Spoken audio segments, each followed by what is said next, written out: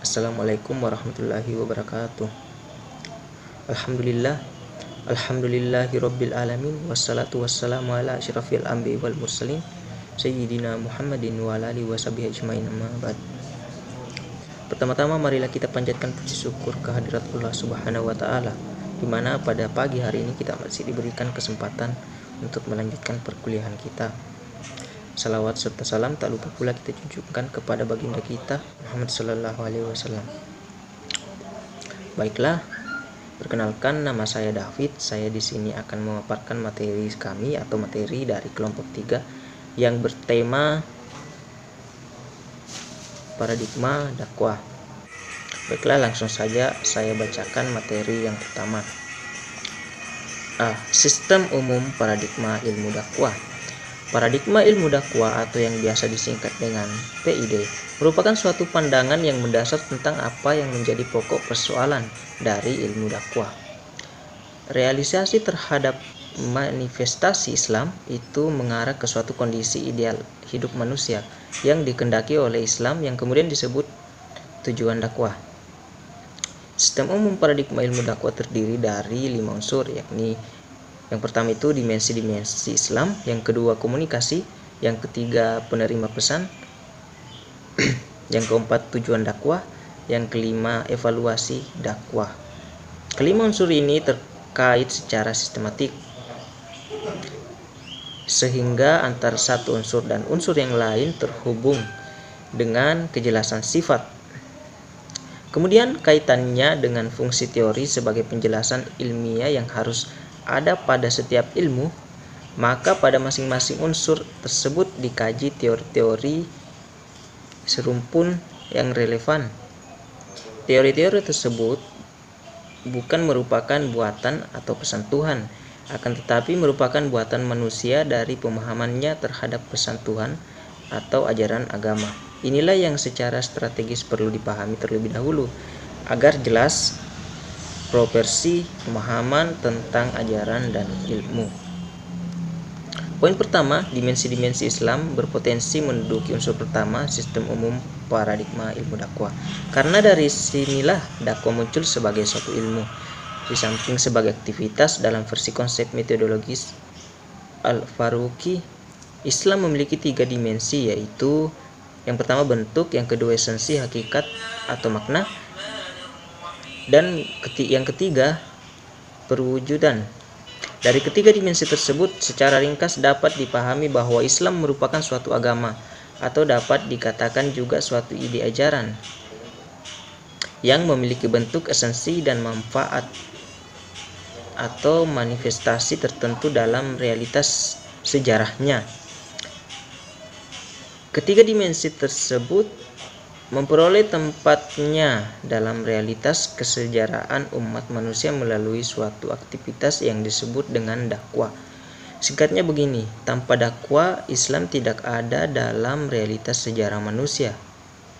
Predikat Islam sebagai agama dakwah, sebagaimana hasil penelitian Thomas W. Arnold, justru karena terlebih dahulu adanya peran dakwah, bukan semata-mata dari substansi Islam sebagai agama dan ide ajaran. Secara paradigma dapat dinyatakan bahwa manifestasi terhadap esensi dan forma Islam dapat terrealisasi dalam kenyataan hidup manusia jika pesan-pesan Islam ditransformasikan melalui aktivitas yang disebut dakwah. Dalam dimensi-dimensi Islam atau unsur pertama tersebut dikaji teori-teori kematerian dan kesejarahan Islam yang sudah ada, mencakup yang pertama Al-Quran dan hadis, dalam arti juga sunnah Nabi. Yang kedua teologi Islam, yang ketiga pemikiran Islam, yang keempat hukum Islam, yang kelima akhlak Islam, yang keenam spiritualitas Islam, dan yang ketujuh atau yang terakhir sejarah dan peradaban Islam.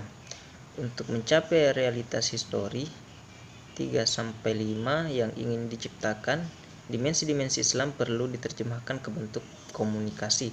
Hal ini disebut proses atau penerjemahan, yang merupakan proses pemahaman atau interpretasi Islam pola komunikasi sebagaimana penjelasan kedua berikut.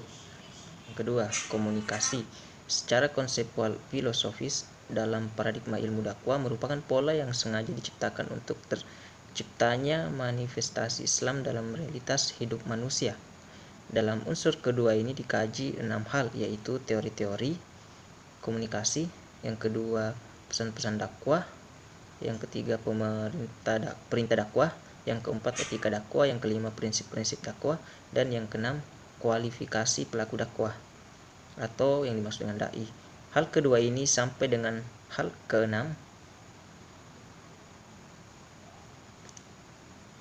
merupakan referensi normatif dari khazanah Islam, dan ini diperlukan sebagai referensi sekunder ilmiah. Kelima khazanah normatif tersebut tidak ditemukan dalam komunikasi secara umum, kecuali dalam komunikasi dakwah. Kelima hal tersebut dikatakan sebagai referensi sekunder ilmu. Oleh karena itu, hal yang primer dalam ilmu adalah teori, sedangkan selain teori bernilai sekunder.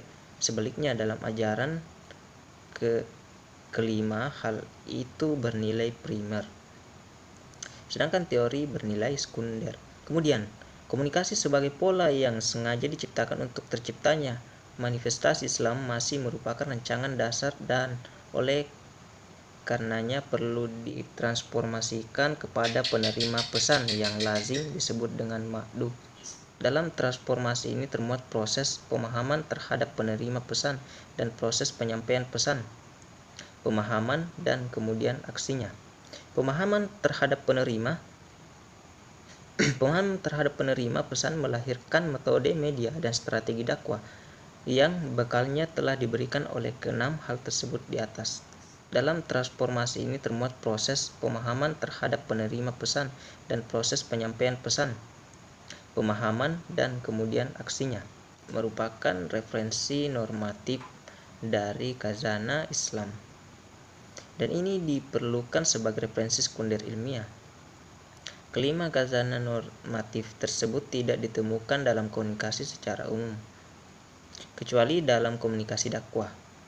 Kelima hal tersebut dikatakan sebagai referensi sekunder ilmu. Oleh karena itu, hal yang primer dalam ilmu adalah teori, sedangkan selain teori bernilai sekunder. Sebaliknya, dalam ajaran kelima hal itu bernilai primer, sedangkan teori bernilai sekunder. Kemudian, komunikasi sebagai pola yang sengaja diciptakan untuk terciptanya manifestasi Islam masih merupakan rancangan dasar dan oleh karenanya perlu ditransformasikan kepada penerima pesan yang lazim disebut dengan ma'du. Dalam transformasi ini termuat proses pemahaman terhadap penerima pesan dan proses penyampaian pesan, pemahaman dan kemudian aksinya. Ketiga, penerima pesan. Penerima pesan ini terdiri dari individu dan masyarakat. Penerima pesan menduduki posisi penting karena pemahaman inilah yang menentukan akurasi metode, media, dan strategi komunikasi dakwah jadi jaminan bagai keberhasilan dakwah, terciptanya tujuan dakwah. Untuk hal tersebut, dalam unsur ketiga ini dikaji teori-teori kemanusiaan dan kemasyarakatan yang meliputi humaniora, sosiologi, antropologi, dan psikologi. Keempat, tujuan dakwah. Tujuan ini terdiri dari dua kualifikasi, yaitu satu, tujuan antara sementara, dan yang kedua, tujuan final. Tujuan antara dakwah bersifat duniawi yang tidak lain adalah terlaksananya ajaran Islam dan tercapainya kebahagiaan hidup manusia di dunia, sedangkan tujuan finalnya yang bersifat ukhrawi adalah terciptanya kebahagiaan hidup manusia di akhirat kelak. Tujuan dakwah merupakan hal yang sentral dalam paradigma ilmu dakwah yang membedakan ilmu dakwah dengan ilmu-ilmu lain, termasuk ilmu komunikasi sendiri, sebagaimana dijelaskan dalam pembahasan berikutnya dalam tulisan ini. Kelima, evaluasi dakwah. Unsur kelima ini merupakan keniscayaan yang harus dilakukan bagi suatu yang memiliki tujuan tertentu Demikian juga evaluasi dakwah terhadap pencapaian tujuan dakwah. Oleh karena itu, evaluasi dakwah merupakan unsur dalam sistem paradigma ilmu dakwah. Dari evaluasi dakwah ini kemudian dilahirkan teori-teori dakwah dan teori-teori pengembangan dakwah, khusus teori-teori pengembangan dakwah di antara keempat jurusan pada lembaga studi ilmu dakwah yang sudah ada, KPI, BPI, MD, dan PMI.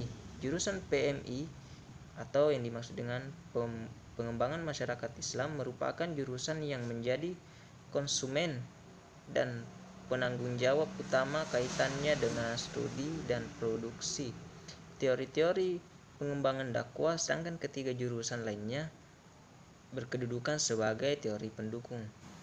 Baiklah, itulah yang dapat saya sampaikan. Jika ada yang belum dipahami bisa ditanyakan ke pemateri. Assalamualaikum warahmatullahi wabarakatuh.